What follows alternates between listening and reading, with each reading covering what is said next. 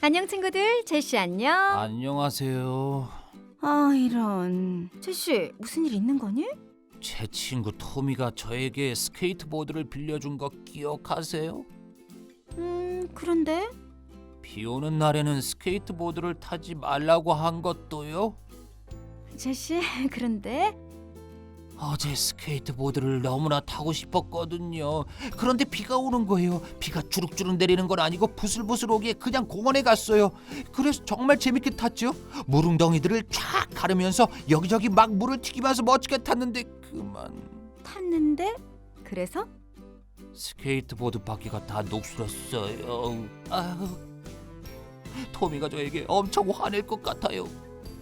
제시 선생님이 토미에게 이야기해 줄게. 정말요? 정말. 오늘의 성경 이야기에서 이스라엘 백성은 너보다 훨씬 큰 잘못을 저질렀어. 그런데 모세가 하나님께 대신 용서를 구하자 하나님이 용서해 주셨어.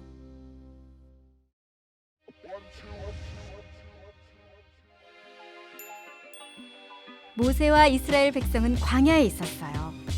하나님은 그들을 이집트의 노예 생활에서 구하셨고 뒤쫓아온 파라오의 군대에게서 구원하셨어요. 이스라엘 백성은 시내산에 도착했어요. 모세는 산으로 올라갔어요. 하나님은 모세에게 많은 말씀을 하셨어요. 그렇게 모세는 시내산에서 몇 주 동안을 머물렀어요.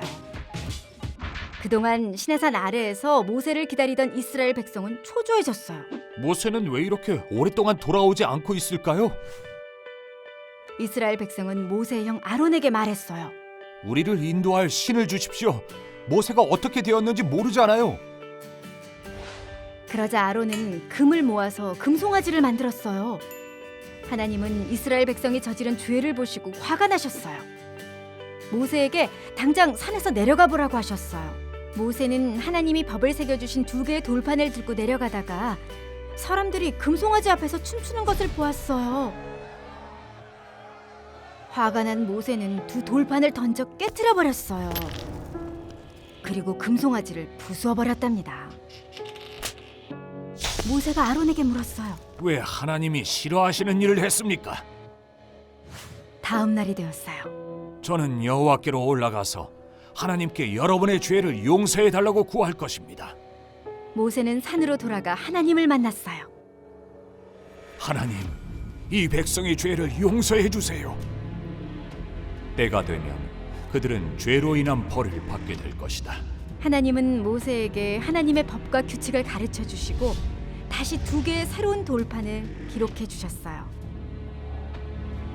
하나님이 말씀하셨어요. 나는 자비롭고 은혜로운 하나님이다. 그러나 벌을 없애주지는 않을 것이다. 모세는 땅에 엎드려 경배하며 말했어요. 하나님, 언제나 우리와 함께 해주세요. 우리의 죄와 잘못을 용서해 주시고 우리를 하나님의 백성으로 삼아주세요. 이스라엘 백성이 하나님께 죄를 짓자 모세는 이스라엘 백성을 용서해 달라고 하나님께 간구했어요. 모세가 백성을 위해 하나님께 말했던 것처럼 우리가 죄를 지으면 예수님이 우리를 위해 하나님께 말씀해 주세요. 예수님은 결코 죄가 없는 분이세요. 하나님은 예수님을 믿는 자들의 죄를 용서해 주시지요.